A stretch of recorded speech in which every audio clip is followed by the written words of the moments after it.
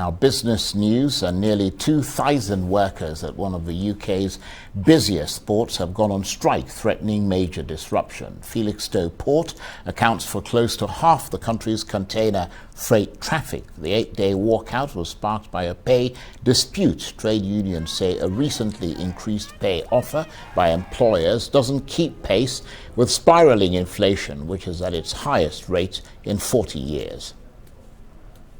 If we don't catch up now, when do we catch up?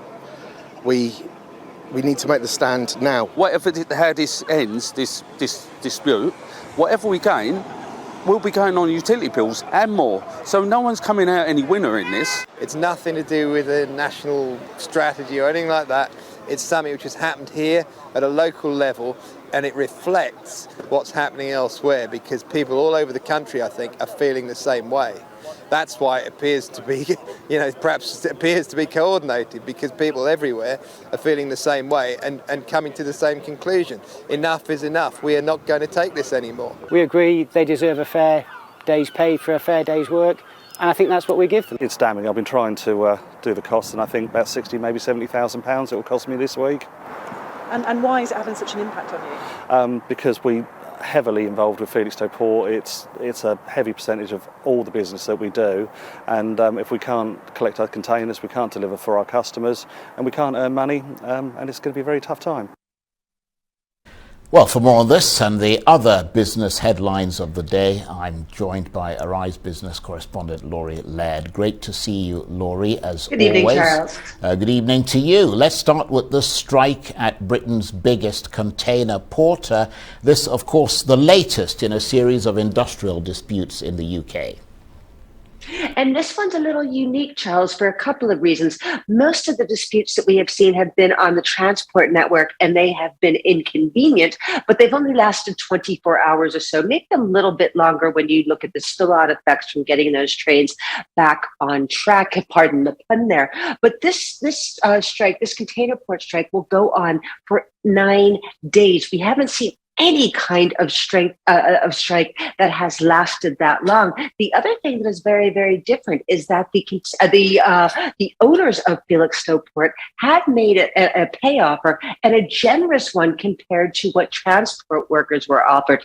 The owners of the port offered 7% a year, which, as we saw in the video, the port workers have said, look, this isn't anywhere near inflation, and they're right about that. Inflation running at 10% could go much, much higher than that, will go much, much higher than that.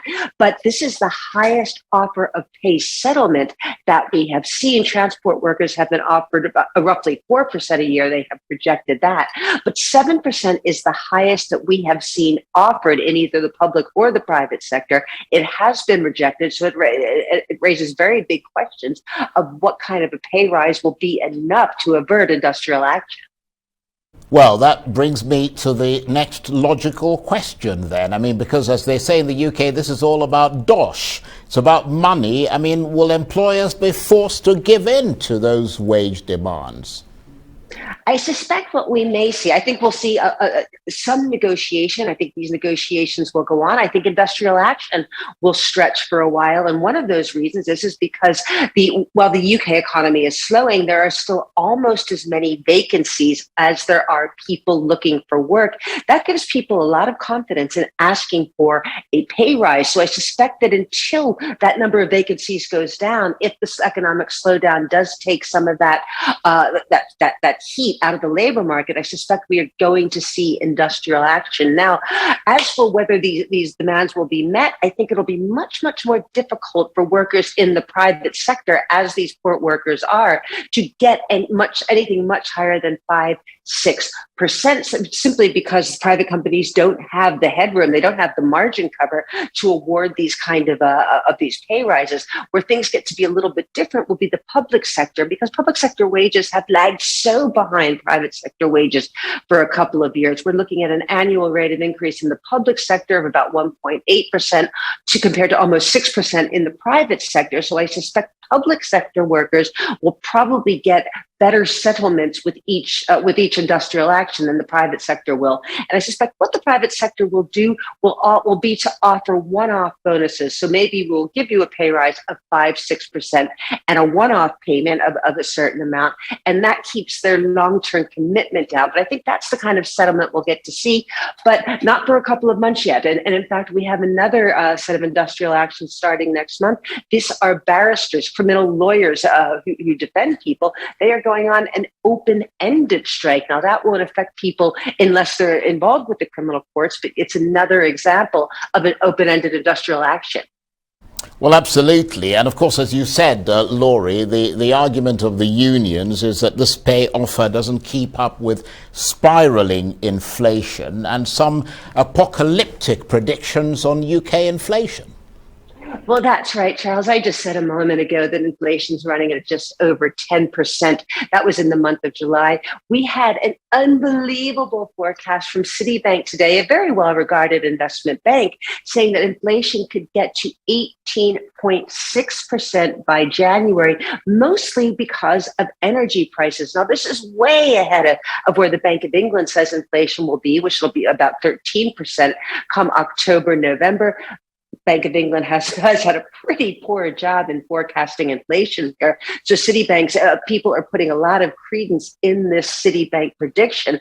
And along with that, Citibank is looking at a massive push in interest rates to try and handle from the Bank of England to try and get this inflation under control. They're looking at interest rates at more than 7%. We haven't seen that since the 1970s, Charles. And Laurie, very briefly, we're almost out of time. The gloom extending to continental Europe, inflation on the rise in Germany, not least because of these gas flow halts, if you like. Absolutely. The Germany Central Bank is predicting a recession, predicting inflation of about 10%. And Germany has a high sensitivity toward inflation because of the hyperinflation after the war. And here again, it is gas prices. And Europe is very, very spooked today after Russia said that they are cutting all gas flows through the Nord Stream 1 pipeline for a couple of days for maintenance at the end of the month. The fear is, of course, that this may not be a couple of days maintenance. This may be Russia turning off the taps indefinitely. And we're seeing Christine Lagarde, the head of the European Central Bank there. She will be under pressure to really accelerate rate hikes across Europe. Laurie, thanks very much indeed. We're all up to date. Pleasure, Charles. Arise Business correspondent Laurie Laird there.